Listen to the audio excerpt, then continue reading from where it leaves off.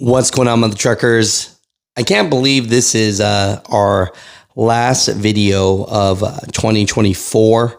And so for the people that have been rocking with the videos, either love them or hate them, because I see all the comments. I just really want to say I really appreciate you guys for giving me the opportunity to make videos. I've made over 500 videos this year. And it's just been a wild ride. And 2024 has just been, I think you guys can all say, a year that we can leave behind.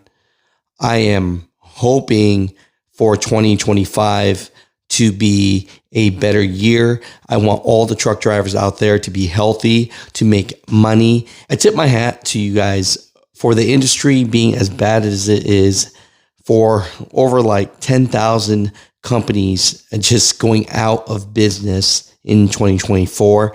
And you guys are still here and you are still fighting and you're doing it to provide for your family. You guys are the true Americans moving America, that top 1%. And I just want to say Happy New Year to all of you. And we are so appreciative over here that, words can't even explain it, but it's one of those things where I just want to say I love you guys. I appreciate you guys and thank you for giving me purpose in what I do. And so 2025, I'm going to keep on going hard and trying to share every piece of information I can for you guys. Some people don't realize this and maybe some do, but I'm just pretty much a one-man show. Jenna helps here and there, but it's just me and my phone and just people emailing me. So 7 days a week, 365, just like you guys. I want to get into some positive video today because let's end this in a positive way. Okay. So there's this bill that just got passed today. Okay. And the governor of Massachusetts actually came through because there were 500 truck drivers about to lose their CDL and get it revoked for things that happened like 20, 30, 40 years ago. The Registry of Motor Vehicles telling them they were about to lose their commercial driver's licenses in just days. I got the letter and I saw how old the infractions were and I thought, oh, this is a mistake of some kind. And so I want to read you guys this right here. It says, back in August of 2024, the Massachusetts Registry of Motor Vehicles informed 482 CDL holders that their license would be revoked due to a lifetime look back at violations on their record. In October 2024, Massachusetts lawmakers introduced emergency legislation attempting to stop this revocation. So now, as of December 31st, 2024, today, the last day before the new year, a bill has been passed preventing the RMV from disqualifying drivers from holding a CDL for life for 2 or more listed infractions. Additionally, any offense on a driver's record prior to 2005 will be excluded from consideration by the RMV. So no more of this BS of looking back as far as your career goes. So as this happens, the governor of Massachusetts has 10 days to sign this into law, and I'm sure it will happen. And after that, the RMV has until the end of February 2025 to comply with this new law. So I think that's great news for these drivers. I'm hoping for more great news. Everybody says we're at the bottom, but I'm telling you, you guys are true fighters. I love you guys. I appreciate you guys. Happy New Year. And I just wish the best for you. And I wish everything that you're working for your family and your loved ones to come true. And all the dreams and goals that you want to achieve do happen in 2025. I know it's not going to be that easy. And the fact that you made it this far, you guys are true warriors, true champions, true Americans. And I thank you guys for this opportunity again. So, I love you guys. I appreciate you guys. Wishing you guys the best. And I'll see you guys in 2025. Don't even be shy. We're just hanging out, right? All right. So what's going on with the truckers? Welcome to Muthatruckernews. We're hanging out here at Sky City Travel Center. We're having some fun here. You know, I saw a brother, a friend.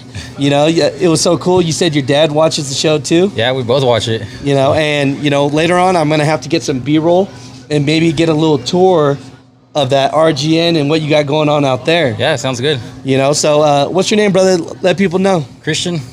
You know, how long you been driving a truck? For almost 2 years now, so not that long. So okay, so you're the perfect person, right? Because when you look at RGN and you're thinking about that, you think that's a real big trucking, right? For a lot of guys, they're like, this is where the money is, right? That's where I thought, but you know, that's like the little brother to the 13 axle and 9 axle guys. So there's bigger. Yeah, that's bigger. Yeah, I always see those guys that have, you know, those solar panels and those windmills. So if it's bigger. Okay, here's tell me this, is this a myth? If it's bigger, then it pays better. Is that always true, or is that not true in your world? So for the 5-axle RGNs, yeah, it's not always true. The bigger, most of the time, the bigger you do get, it does pay more. Mm-hmm. But I mean, you got different operating costs. So you got the pilot cars, permits. Sometimes you can't even cross the state for 3 or 4 days, even longer. You know, so I've seen that setup, right? So sometimes they say the money's great. But then I've heard from other guys that it could be like only like 200 miles and take you like a week to get wherever you need to go. I did a wide load crossing Wyoming, and it almost took me 2 days because when the wintertime, you know, you have less time for driving because you can't drive. It's 30 minutes before the sun comes up and 30 minutes after. So, really? Yeah. So and that's it? That's it. You're done for the day. And what's the most expensive part about doing these wide loads and big loads? Probably the pilot cars. Yeah, man. So you got to have them, right? Yeah. So, my gosh. So for anybody out there that's, you know, like maybe a guy that was dry van, and he got into some flatbed, you know, and then next is step deck, right? That's exactly what I did. And then after that, you start with the RGN. So any advice for the guys that want to get into RGN? Don't be afraid. You know, hit a flatbed, learn securement. You know, just go out there and do it. And make sure your securement's good. You can never be too over-secured, only under-secured. So remember that. That's good advice. I was going to ask you, you know, when it comes to where the trucking industry, things like that, right? You know, we share this. I share this on all social medias. You know, for the American people that aren't truck drivers, what would you like them to know about the trucking industry? Either good, bad. I mean, anything that's on your mind, anything that's been in your heart. Safety. You know, I feel like I see a lot of these guys, these super truckers are just flying down the road, and it's like, you know, it's good that you can go fast, but just be safe out there. I see a lot of accidents. If you don't speak English, learn English.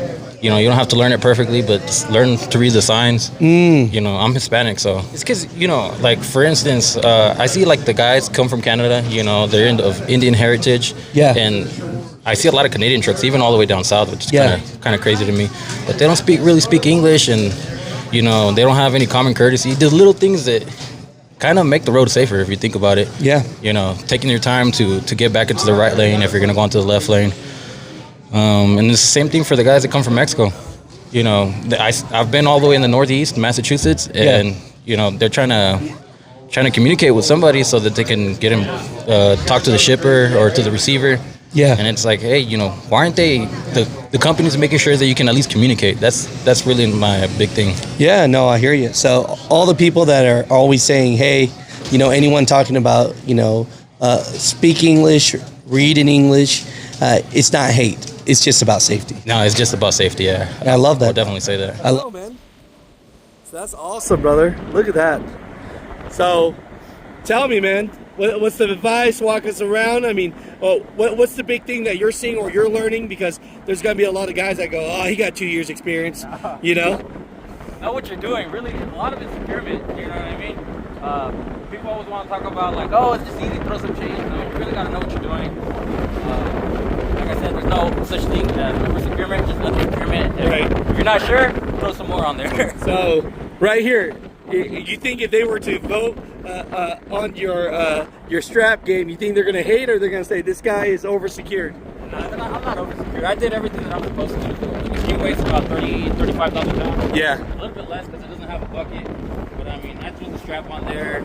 you know, for safety. You got the chains, 4 chains pulling this way and the 4 chains pulling back that way. So I hear you. You feel pretty confident? Yeah, I feel pretty confident. All right, so in the comments, let him know. You know, he's not a super trucker. He's learning too. You know, I'm learning too. You know, that's great, man. Beautiful truck though, man. Thank you. So.